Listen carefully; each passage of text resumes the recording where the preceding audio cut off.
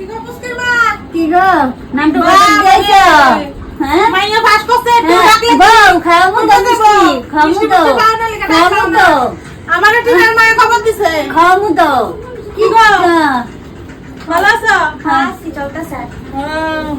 ভালো আছো?